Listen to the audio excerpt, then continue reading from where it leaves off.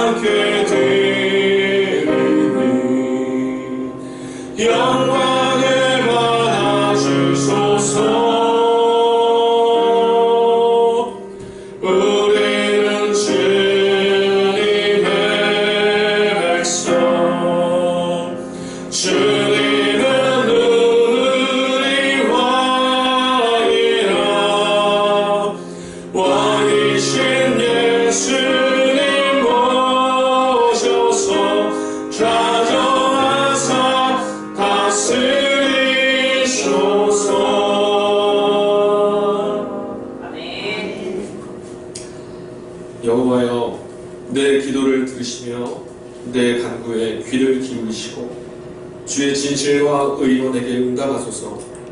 주의 종에게 심판을 행하지 마소서.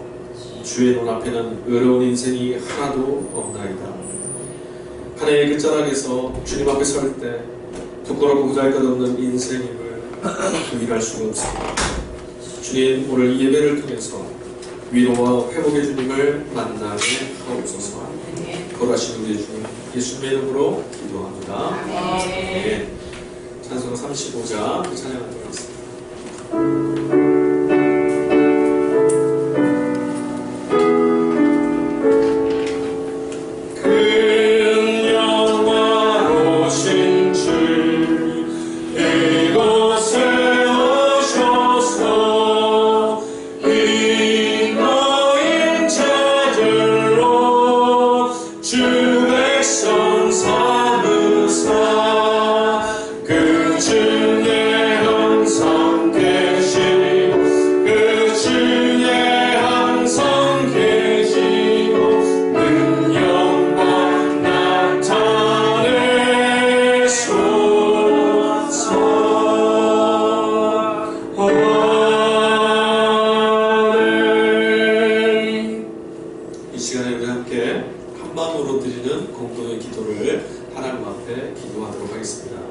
주보와 PPT 화면을 참조하시면서 우리 같이 하나님께 기도하도록 하겠습니다. 같이 기도하겠습니다.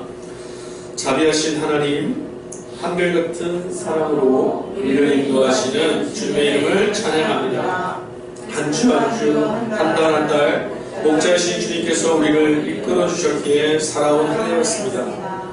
후회와 회한을 뒤로 하고 감사의 찬양을 부르며 주님 앞에 나아갑니다.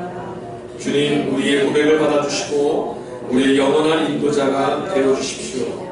주님, 잔혹한 범죄와 부주의로 인한 사고가 연이어 일어나는 이 사회를 위해 기도합니다. 욕망과 감정의 노예가 되어 살지 않게 해주십시오.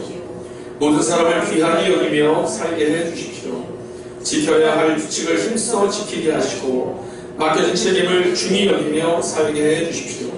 예수님의 이름으로 기도드립니다. 아멘. 이 시간에 우리 하나님 앞에 용서와 화해를 구하며 나가겠습니다. 하나님께서 맡겨주신 우리 몫이 있습니다. 하나님의 나라와 하나님의 생명을 귀히 여기며 기도하고 섬기며 살지 못했던 우리 불의함과 불법함 가운데 빛으로 서있지 못했던 우리의 걸음을 주님 용서해 주시고 회복시키셔서 빛으로 서게 해달라고, 세상을 비추는 빛으로 서게 해달라고 주님의 용서를 구하며 같이 기도하도록 침묵하며 주 앞에 서겠습니다.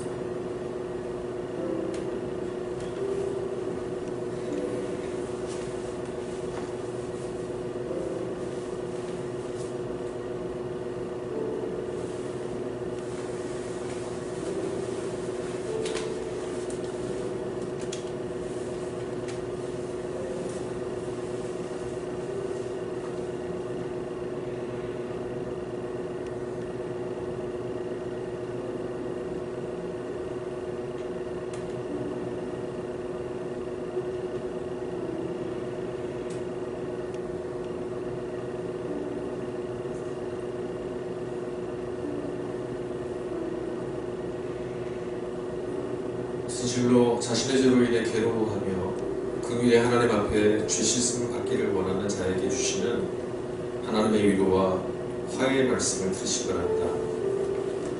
내가 유다 족속을 견고하게 하며 요셉 족속을 구원할지라. 내가 그들을 긍휼히 여김으로 그들이 돌아오게 하리니 그들은 내가 내버린 일이 없었음 갖추리라. 나는 그들의 하나님 여호와라. 내가 그들에게 들으리라. 아멘. 이 시간 우리 찬송가 5장 하나님 앞에 찬송하도록 하겠습니다.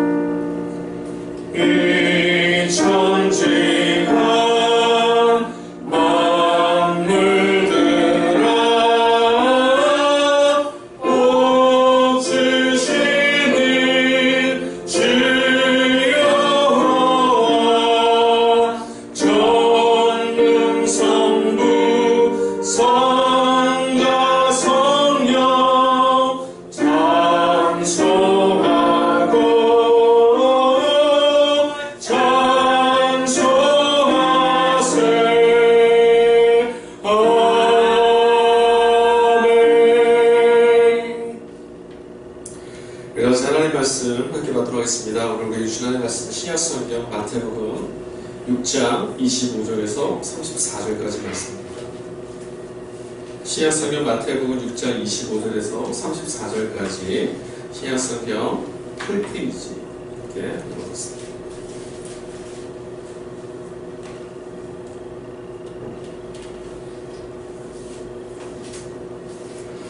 찾으셨으면 이 자리에서 다 같이 일어나셔서 하나님 말씀 같이 받도록 하겠습니다. 제가 25절을 읽겠습니다. 교독으로 같이 공동합니다. 그러므로 내가 너희에게 이르노니 목숨을 위하여 무엇을 먹을까 무엇을 마실까 몸을 위하여 무엇을 입을까 염려하지 말라. 목숨이 음식보다 중하지 아니하며 몸이 의복보다 중하지 아니하냐.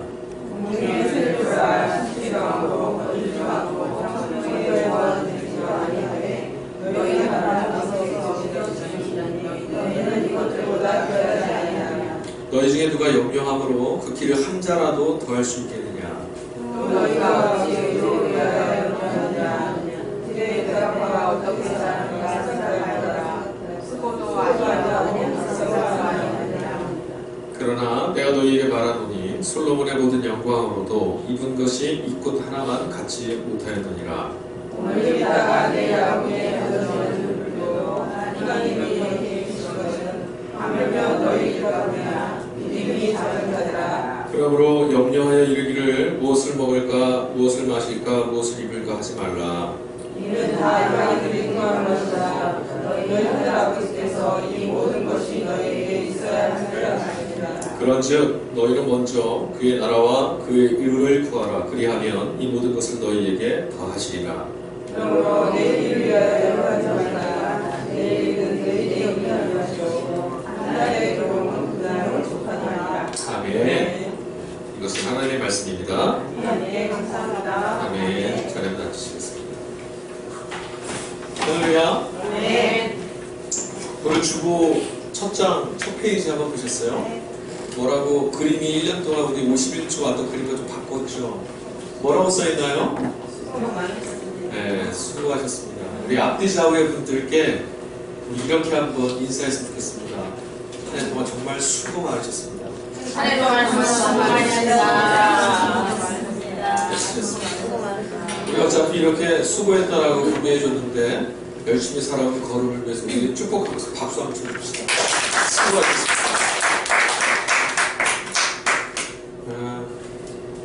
벌써 1년의 마지막 주 52주차 예배를 드립니다. 첫 주를 시작하고 52번째 주일을 맞이합니다.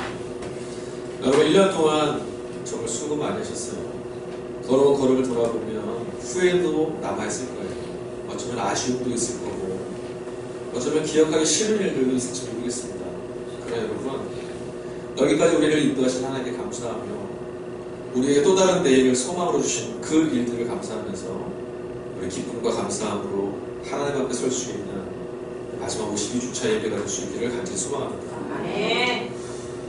여러분, 우리가 52주차 내내 웨슬리 목사님 설교를 가지고 1년 동안 달려왔었어요. 구원도 시고, 또 감리교 우리 전통에서 말하는 구원받은 삶, 하늘을 가는 성도들의 삶은 어떤 것인가 우리가 함께 공부해왔습니다.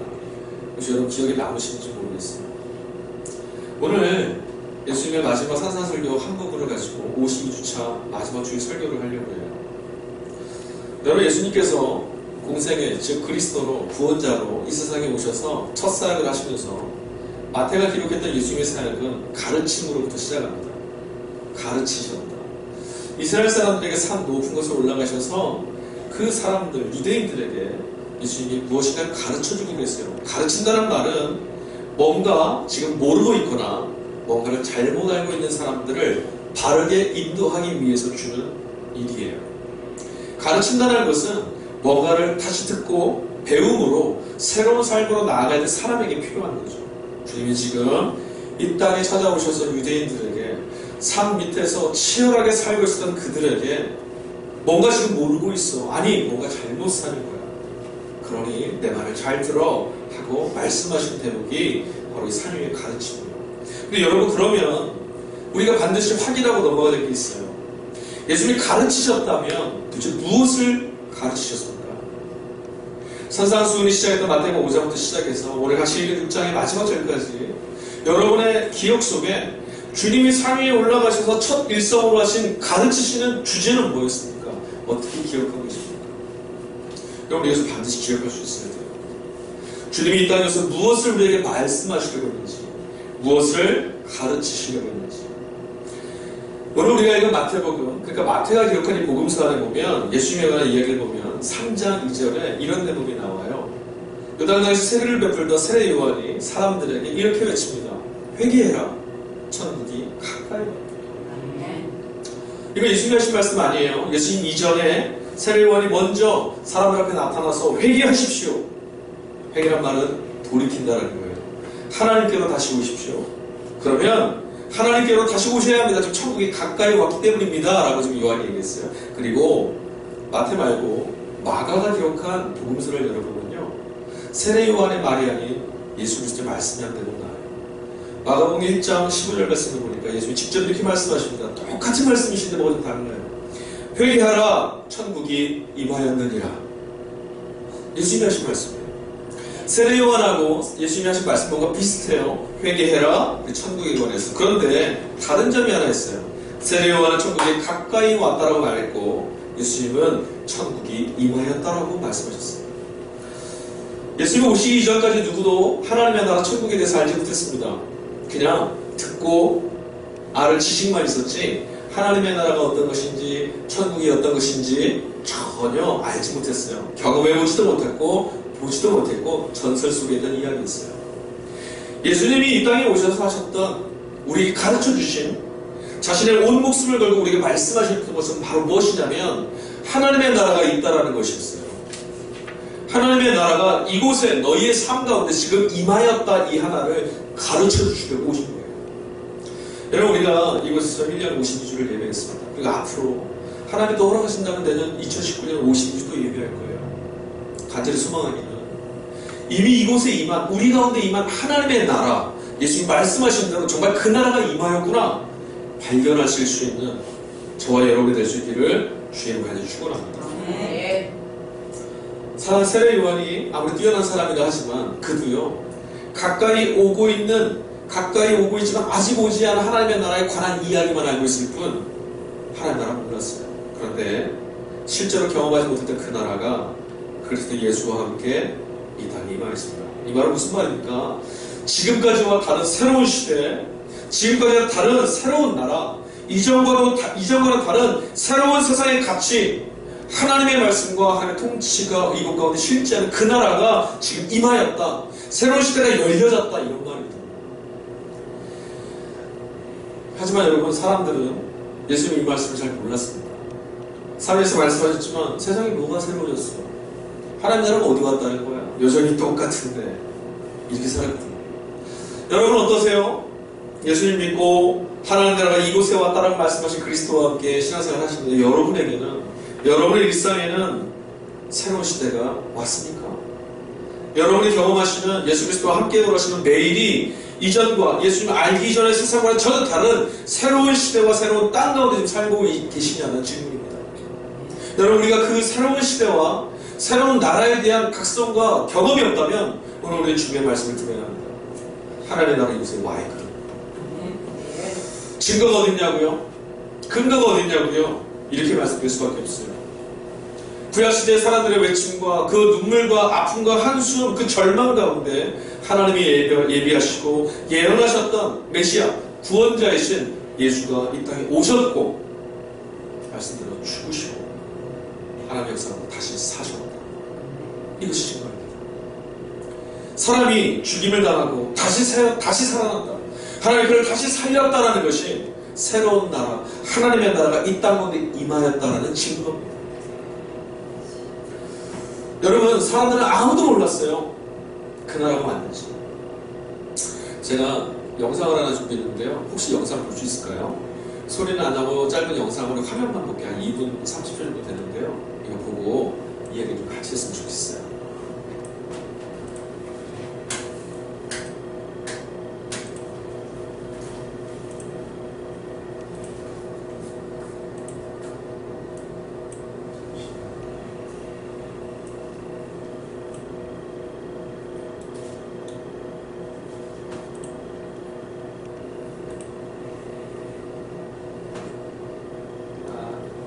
일본 사람입니다.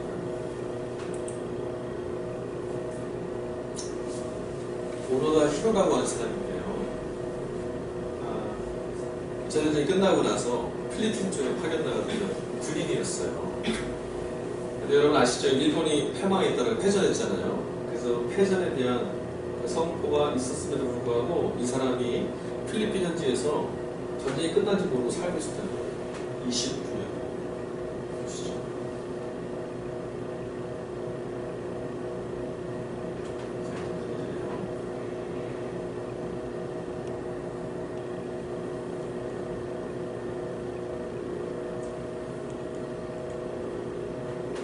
일본의 천황이 패전선언을 한 이후에 모두 다 항복했지만 이 사람 몰랐어요.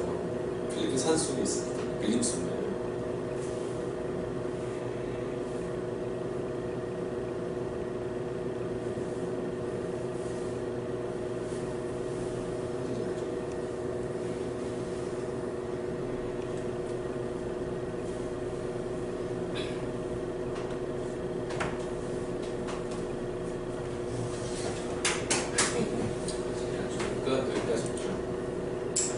오노다 히로라고 하는 사람인데요. 아까 보셨듯이 일본의 그 2차 대전 때 참전했던 일본 소위였습니다. 필리핀 그 전장지에 가서 전투를 했었고요. 자기 동료 한 명과 함께 낙오된 거예요. 밀림 속에 거기서 살고 29년 동안 항전하면서 전쟁을 치고 있었어요. 혼자서. 필리핀 군인을 죽이고 살아나면서 동굴 속에 밀림 속에 숨어서요. 탄창과 차량 다 준비하는 거기를 29년을 혼자 전쟁을 치고 있었어요. 일본은 이미 패망했거든요. 전단지도 뿌리고 사람들이 방송도 하고 친형이 와서 방송도 해도 안 나와요. 다 속임수라 생각하는 거예요. 그러니까 나를 항복시키기 위해서 미국이 위가 기만하는 거야. 절대 안 속아. 나는 우리 일본의 승리를 끝까지 싸울 거야. 마지막에 그 어머니를 통해서 소식을 전했는데도 안 믿어요. 그래서 뭘 요구했냐면 정말이라면 나의 직속 상관을 할 거야. 나의 명령을 하게 해라. 그럼 내가 믿고 나오겠다. 그래서 수소문에서요. 정말 그 당시 직속 상관이 가서 말합니다. 내가 전다. 이미 옛날에 우리 패망했다. 나와라. 그리고 일본에 돌아오는 거예요. 한번 생각해보세요. 저 오노다 히로는 누구든 치열하게 전쟁을 치렀어요. 근데 여러분, 저 전쟁은 이미 끝났단 말이에요. 이미 전쟁이 다 끝나고 평화의 시대가 왔고 전후의 일들을 일본도 다른 거리 걸어왔는데 본인만 모르고 있어요. 예수 그리스도와 함께 하나님의 나라 이 땅에 온 것도 똑같아요. 우리는 모르고 있습니다. 못 봤다고 말합니다. 그러나 여러분, 그리스도와 함께 하나님의 나라 이미 이 땅에 임하였어요. 그 증거가 아까도 말씀드렸지만 그분이 오셨고 죽으시고 부활했다. 하나님의 나라는 이미 이곳에 임하였다. 근데 여러분, 사람들은 여전히 그걸 모르고 삽니다. 어쩌면 우리도 한 주간, 아니 어쩌면 우리도 예수 믿는 이후에 지금까지 정말 하나님의 나라가 임하였을까? 정말 임한 거 맞을까? 정말 전쟁이 끝난 게 맞을까? 계속 질문하면서 살아왔는지도 몰라요. 여러분, 그러나 전쟁이 진짜 끝났음을 아는 것과 정말 그럴까 질문하는 건 전혀 달라요.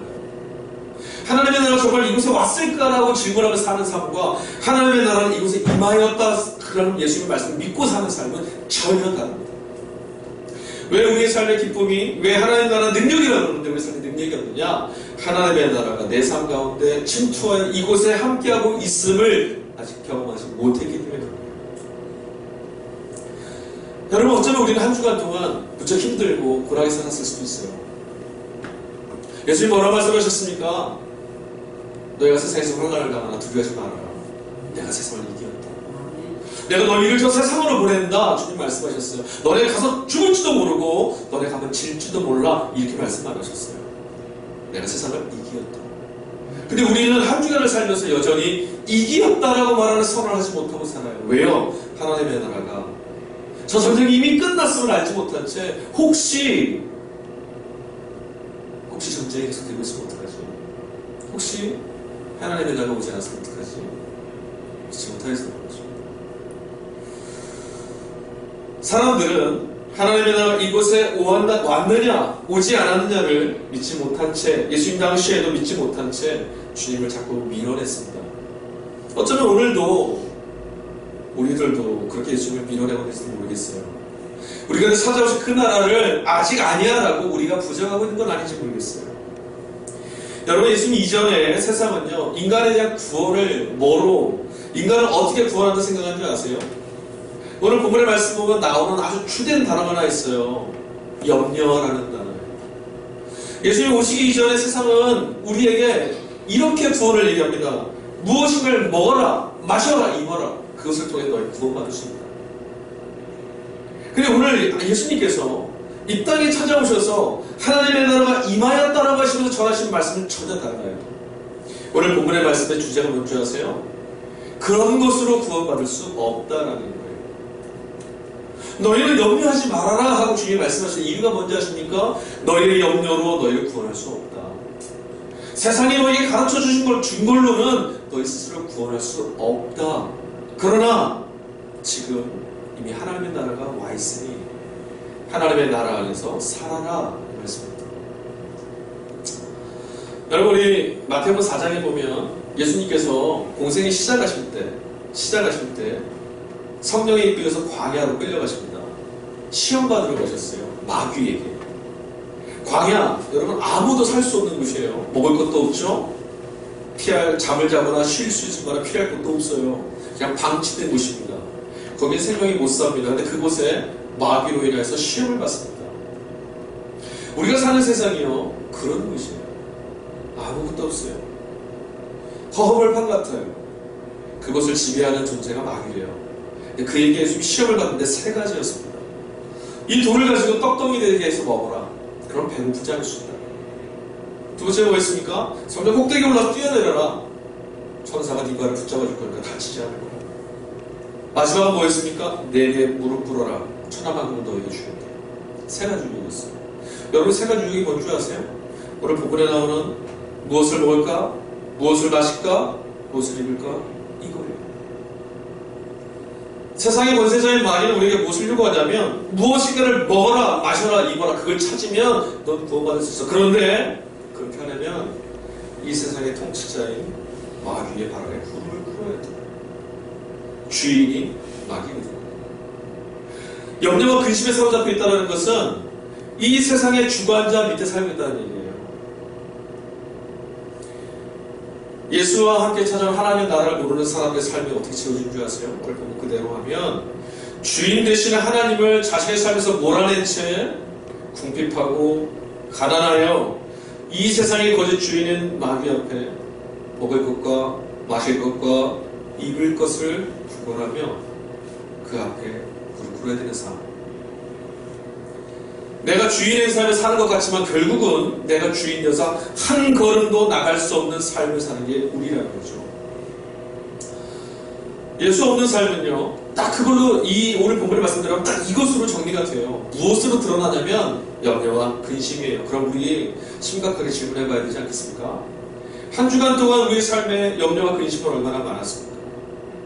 염려와 근심의 일이 없다라는 게 아니에요. 그 일들이 찾아왔을 때 우리는 염려와 근심을 끌어안고 있었습니까? 아니면 그 일들 안에서도 염려와 근심을 손으로 거부한 채 살아낼 수 있었습니까?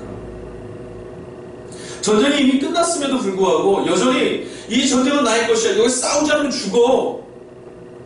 생존하려면 한 명이라도 더 죽여야 돼. 잘 도망다녀야 돼. 그런 싸움을 하고 있지 않냐는 거예요. 무엇을 먹을까 마실까 하는 이 두려움은요, 실상은 저 전쟁이 끝난 상황에 아무도 필요 없는 거예요.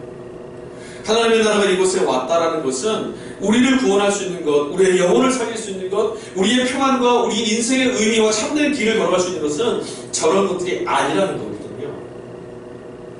그러니 우리 삶의 언어 가운데 염려와 근심이 많이 배어 있으면 우리 스스로를 이렇게 정의 내리고 스스로에 대해서 돌아봐야 돼요. 아, 내가 지금 하나님의 나라, 그리스도와 함께 임한 하나님의 나라 한복판에 살고 있지 못하는구나.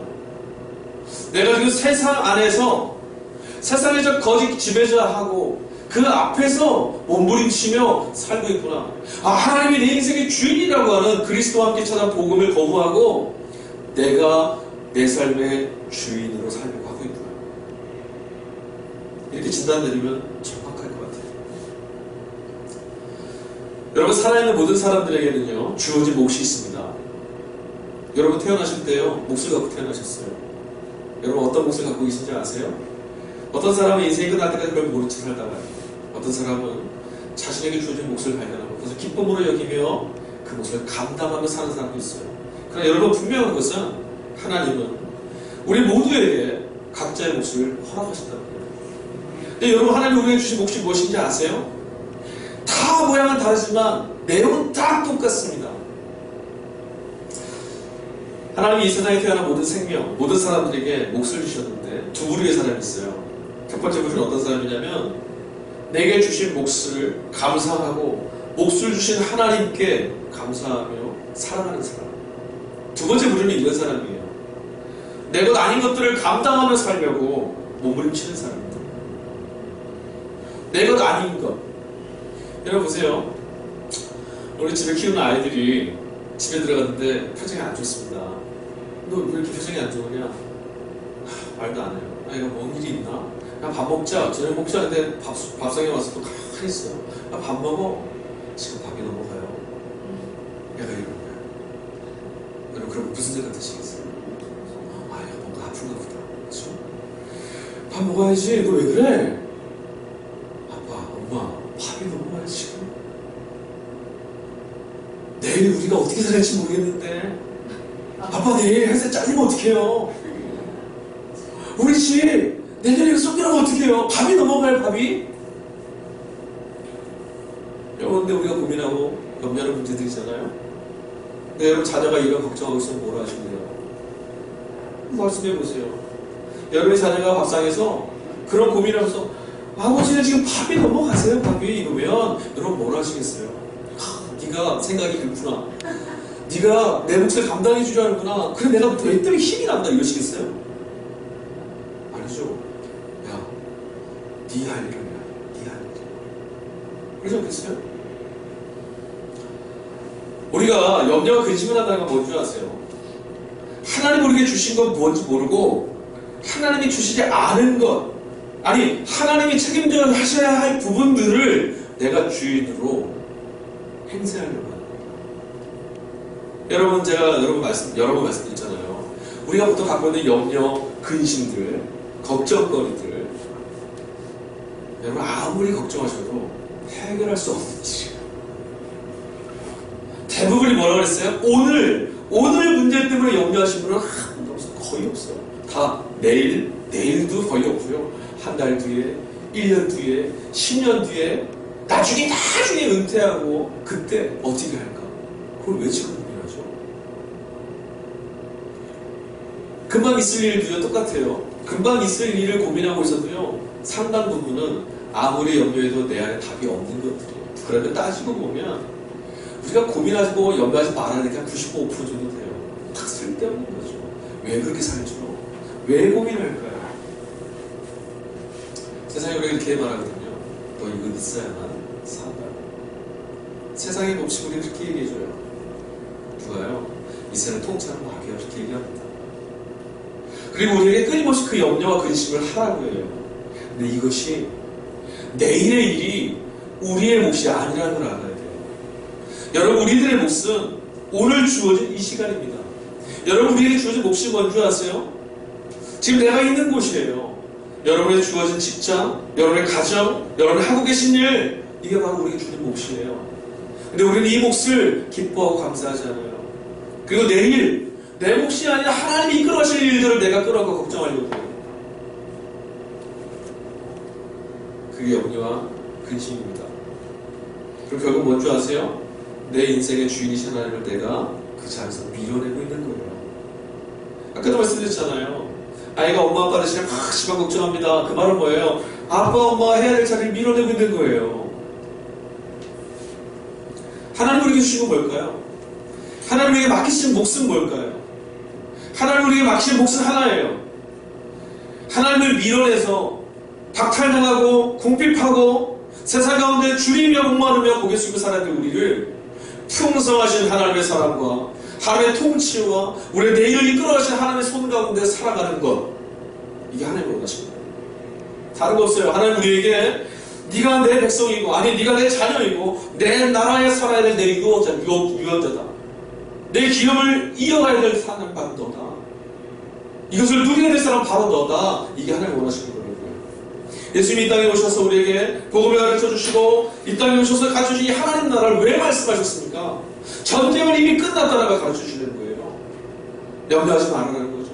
근심하지 말라는 거예요. 이 전쟁을 어떻게 끝내야 될까 고민할 필요 없어요. 이미 끝났어요.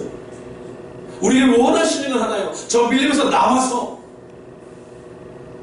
하나님 우리에게 베풀으신 하나님 나라를 발견하고 그 나라에서 사는 거죠.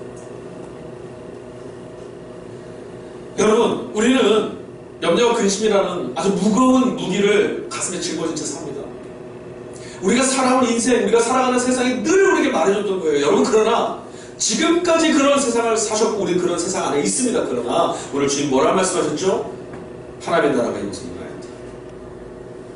이 세상과는 전혀 다른 하나님의 나라가 이곳에 임하였다. 이 세상이 가르쳐줬던 것과 전혀 다른 너희를 구원할 하나님이 이곳에 오셨다. 여러분, 제가 이렇게 말씀드려도 이런 질문이 남을 거예요. 하나님의 나라가 왔다고, 하나님의 나라가 주님과 함께 오셨다고, 그래도 우리가 주어진 한 삶을, 치열한 이 삶을 어떻게 살아야 합니까? 그래 나는 먹고 살아야 되지 않겠습니까? 그래 나는 염려거리가 여전히 있지 않습니까?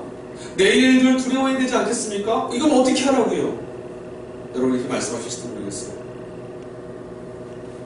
저는 오늘 이 설교의 마침을 예수님의 말씀으로 끝내려고 합니다. 무엇을 먹을까? 무엇을 마실까? 무엇을 입을까? 그것이 여러분의 내일을 향한 염려와 근심이 되어서 여러분이 여러분의 인생의 주인을 생각해서 그 짐을 끌어안고 힘들어하고 괴로워할 때 주님의 음성을 들으십시오. 주님은 이렇게 말씀하셨어요. 마태복음 4장 4절과 7절과 10절에 마태복음 4장 4절에 주님이 이렇게 말씀하십니다. 돌덩이를 떡이 되게 해서 먹어라. 배불리 먹어라. 그래 먹어야 너 사는 거야. 하나님 그렇게 말할 때 주님이 이렇게 말씀하십니다. 사람이 떡으로 사는 것이 아니라 하나님의 입으로부터 나오는 말씀으로 말미암아 살 것이다. 하나님의 말씀으로 사는 것이랍니다. 하나님의 말씀이 뭐죠? 하나님의 약속입니다. 하나님이 저와 여러분들을 자녀 삼으시고 그 나라 가운데 믿음으로 그 나라의 자녀로 백성으로 불러주셨음을 믿으십시오. 하나님이 오늘 우리에게 주신 약속, 너에게 필요한 모든 것을 채우시는 분이라는 걸 믿으십시오. 하나님 약속하신 거예요. 우리가 염려하는 모든 것들 세상에 우리가 가르쳐주는 걸 우리가 약속해주지 않아요. 지난주 설교했죠? 아무것도 우리를 책임져주지 않아요. 그러나 주님은 하나님 우리에게 약속하셨어요. 돌을 떡이 되게 해서 어떻게 먹을까 염려하지 말고 내가 너에게 트레핀 백합화, 트레핀 꽃 한 송이도 책임지고 먹히고 입히는 내가 너를 지키겠다. 사단은 또 이렇게 말했습니다. 성전에서 뛰어내려라. 아무도 또 다치지 않을 거다. 그렇게 하면 어떻게 됩니까? 사람들이 열광하겠죠. 와, 대단한 능력이야. 대단한 사람이야. 명예를 얻을 수도 있어요. 예, 우리가 사는 세상은 우리에게 그것을 요구합니다. 그게 있어야 산다. 그래야 구원받는 거. 너 인생을 구원할 수 있다고. 남들에게 인정받으며 살 수 있다고. 주님은 7절에 이렇게 말씀하십니다. 주 너의 하나님을 시험하지 말아라. 무슨 말씀이십니까? 하나님을 시험하지 말아라. 하나님은 신실하시고 하나님의 약속을 지키시는 분이시니 시험하지 말아라. 세 번째, 내 발 앞에 무릎을 꿇어라. 천하만국을 주겠다. 우리가 천하만국을 얻으려고 욕심을 살잖아요. 그죠? 주님이 뭐라 말씀하셨죠? 주 너의 하나님을 경배하고 하나님을 섬기라. 하나님이 주인이시라는 것을 고백하며 사십시오. 내 인생이 내가 주인이 됩니다. 염려와 근심이라는 기만과 속임 가운데 사단이 끌고 가는 삶으로 계속 빠져들어갑니다. 그러나 이 염려와 근심의 걱정은 내게 주어진 몫이 아니라는 것을 인정하십시오. 하나님이 내게 주신 몫은 주님을 기뻐하고 주님을 감사하고 주님을 인정하여드리고 주님의 나라를 받아들이는 거예요. 우리에게 주어진 몫은 하나님을 즐기는 것입니다. 우리에게 주어진 몫은 하나님의 자녀임을 발견해 나가는 거예요. 염려와 근심은 세상이 자신의 노예들에게 자신의 피복종할 지배당할 사람들에게 주는 부실이에요. 하나님의 통치를 받으신다면 여러분 만왕의 왕이고 만주해 주신 주님이 여러분에게 맡기신 몫만을 감당하십시오. 그게 은혜입니다. 하나님이 주신 은혜를 즐기고 누리고 나는 베푸십시오. 기뻐하실 수 있어야 됩니다. 우리에게 생명을 주시고 구원을 하러 가시는 하나님을 기뻐하실 수 있어야 돼요. 그것이 염려와 근심, 내 몫이 아닌 것을 붙들고 살게 만드는 세상에 내쫓임과 내몰아가는 그 삶으로부터 내 자신을 구원해낼 수 있는 유일한 길입니다. 주님은 우리의 소망이십니다. 주님이 우리의 길에 주인으로 함께 하실 겁니다. 오늘 말씀 산 위에 가르치셨던 예수님이 가르치시는 나의 주인은 나의 인생의 주인은 말씀하시고 약속하시고 이루시는 하나님이시라는 것을 믿으며 살 수 있기를 한 주도 하나님을 주인으로 높여드리며 사실 수 있기를 주님의 간절히 축원합니다. 주께서 여러분의 인생을 구원하실 것입니다.